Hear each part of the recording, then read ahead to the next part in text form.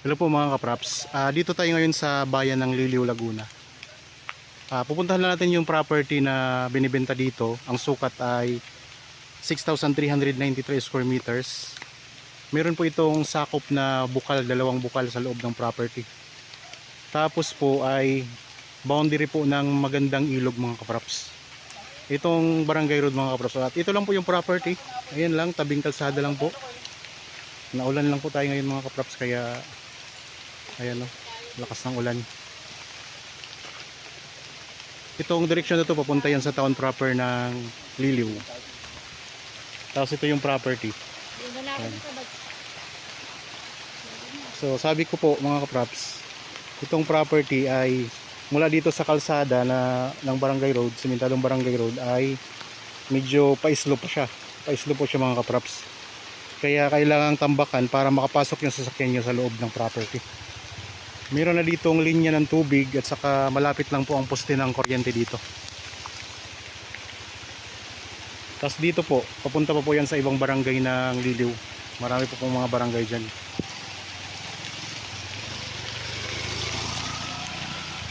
Okay, tara mga kapraps.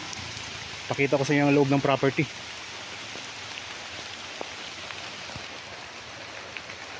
Dito po tayo ngayon sa loob ng property na mayroong kasamang bukal.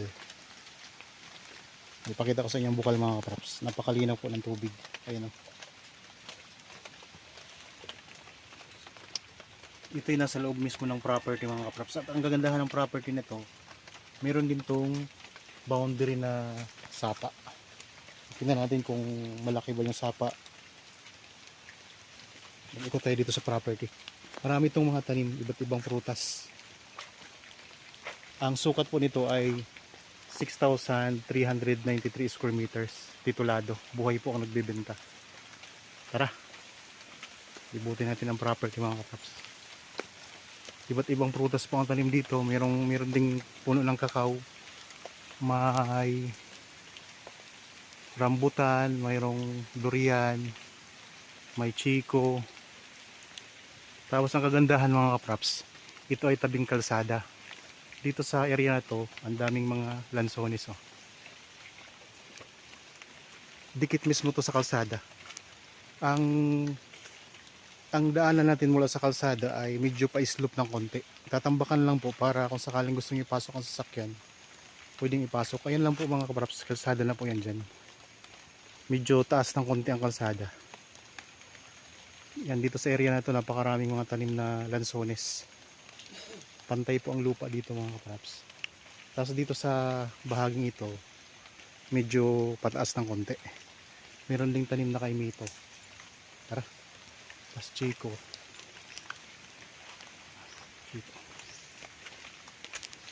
Punta tayo doon sa may sapa.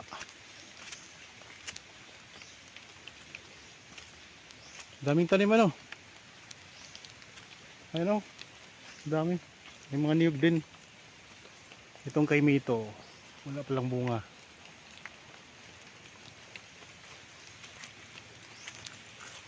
Sapa. Ayun o, sapa nga ano. Malaki. Mayroong boundary ito na sapa mga kapraps.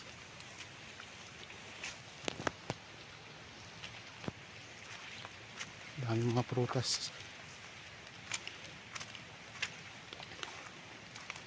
Hanggang habang kayo po nagpapahinga sa inyong bahay, samahan niyo po kami sa pag-ikot dito. Ako nga po pala si Bads, ang inyong kasama lagi sa mga virtual viewing sa mga property na pinapabenta sa amin. Daming lansones. Napakaraming lansones na talim nito.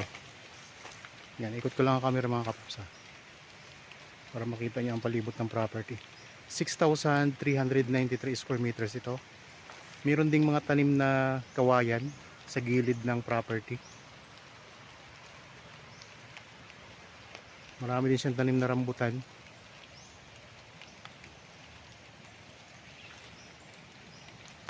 Kung interested kayo sa property, kontakin nyo lang po kami sa mga contact details na nandyan sa mga screen. Viber, cellphone number, Facebook Messenger, WhatsApp. Puntahan lang natin yung boundary nito. Lampas ito kalahating hektarya kasi 6,393. Ang kalahang itong area kasi ay 5,000 square meters.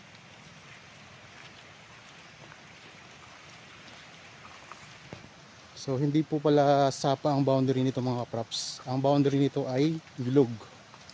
Magandang ilog. Yan, malapit na tayo.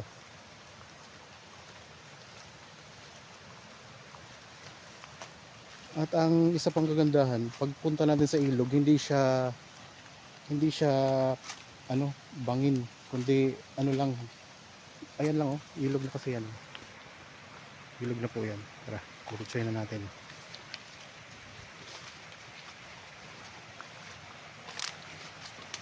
Medyo maulan po ngayon. Kaya kung mapapansin nyo ay basa po yung mga halaman.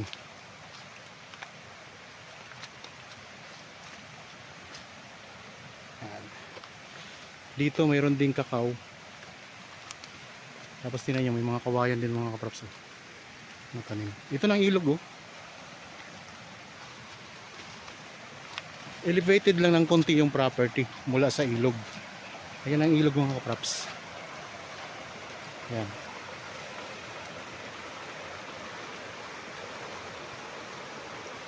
Ayan, medyo malabo ang tubig ngayon kasi naulan po kasi. Kaya malabo ang tubig. Lalapit tayo ng konti.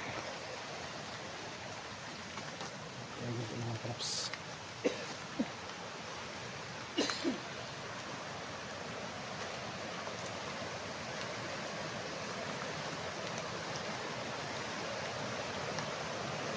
Yan. Ito na yung mismong boundary ng property mga kaprops. Tabing kalsada lang. At ang presyo po ay mura lang mga kaprops. Nandyan po sa description box at sa title itong video. So dinignan nyo lang pong lagaslas ng tubig. Baba tayo. Wow. Ito na yung ilog mga kaprops oh. Ito yung pinaka-boundary ng property. May mga kawayan po. Ito po yung property mga kaprops. Yan. Ito yung 6,393. So tabi po mismo ng magandang ilog. Mga buyers po natin ngayon naghahanap ng property na may ilog. Ito po, tingnan nyo. Ang ganda nito. Ang dami pang mga tanim na prutas, iba't ibang prutas. Niyog, mga lansones, rambutan. Meron ding mga tanim na kawayan. Merong durian. May chiko at iba pang mga tanim. Tapos mismong katabi ng ilog ito. At tabing kalsada. Mula sa kalsada mga kaprops, medyo pa-slope yung property galing kalsada. Kaya kailangan natin tambakan ng konti para masemento natin ang kalsada at makapasok po yung sasakyan sa loob mismo ng property.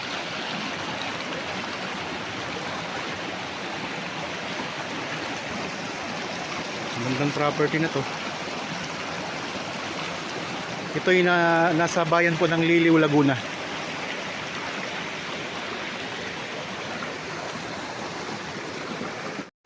Yan. Okay, isang tingin pang kaprops, ipakita ko yung ilog ha, yan ang ganda. Itong kabilang ito, hindi na po yan sakop ng property mga kaprops. Hanggang dito lang tayo. Ito.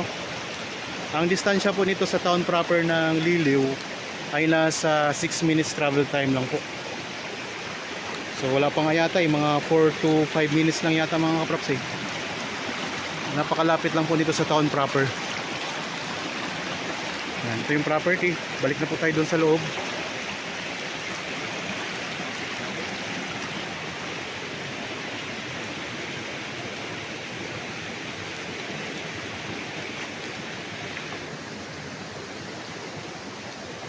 Ayan.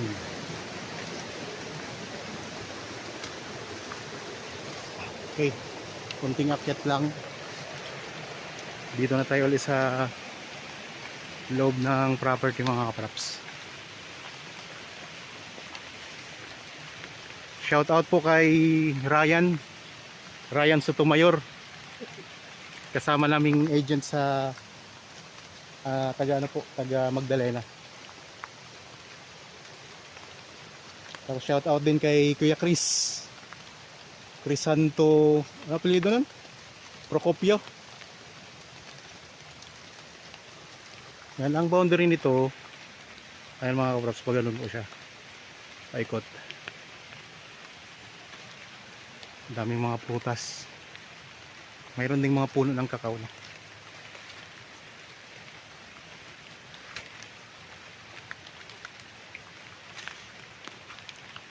Bukod sa may sakop siya o may boundary siyang ilog, meron pa siyang sakop na bukal. Wala na tayong problema sa tubig dito. Tapos ang kuryente naman, malapit lang din po ito sa, o may malapit lang po ditong poste ng kuryente.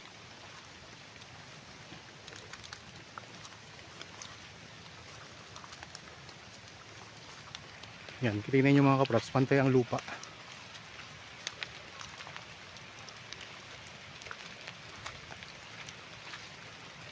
Sa mga viewers po natin ngayon na mayroon ding property na gustong ibenta at wala po kayong mahanap na buyer, pwede namin kayong matulungan mga kaprops. Kontakin nyo lang po kami kapag nandito kayo sa lalawigan lang ng Laguna. Pupuntahan po namin yung property ninyo para po makuha na ng video. At mahanapan po natin ng potential buyer mga kaprops.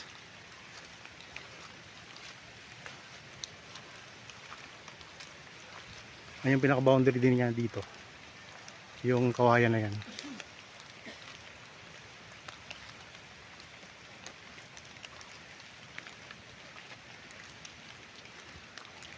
Yun lang ang kalsada mga kaprops. Medyo pa akyat ng konti ang kalsada.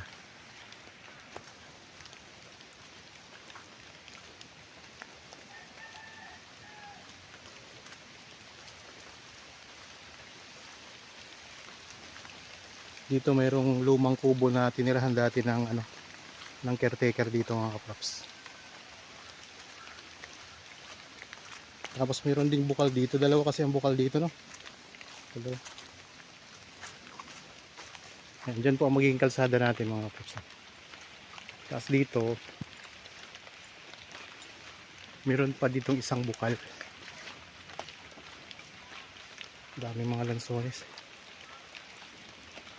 Di po ito nauubusan ng tubig.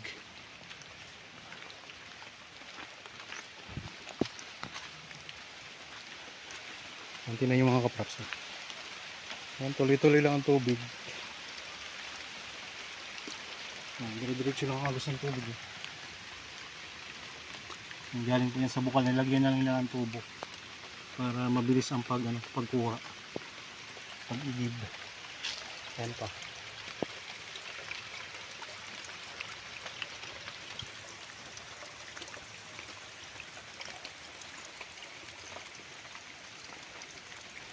Sa mga buyer ngayon na naghahanap ng property na mayroong kasamang bukal. Yan, ito po ay sa Liliw Laguna lang. Ang Liliw Laguna ay katabi ng Nagcarlan, Magdalena, Mayahay, malapit lang din po sa Santa Cruz.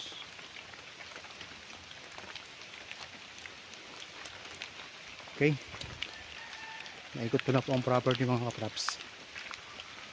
Naikot na natin. Sana po ay napunood niyo lahat.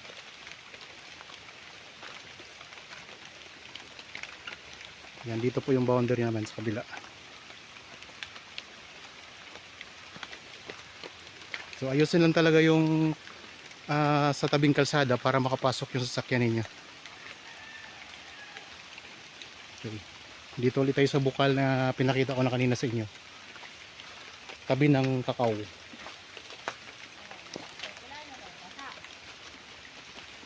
Okay. Hindi naman masyadong basa.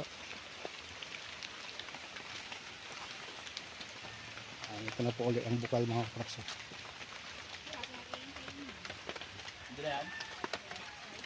Okay, yan ang boundary.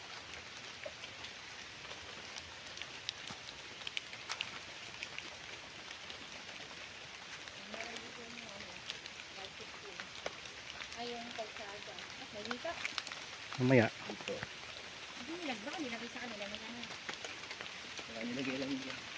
Okay mga kaprops, naikot na natin ang buong property. Para po sa mga bago pa lang sa aking channel at nabada lang dito sa aking channel, huwag niyo pong kalimutang mag-subscribe at pindutin na rin po ang notification bell para maging updated kayo sa mga bagong property na i-offer namin. Maraming salamat po. Lagi tayong mag-iingat at God bless po sa ating lahat mga kapraps.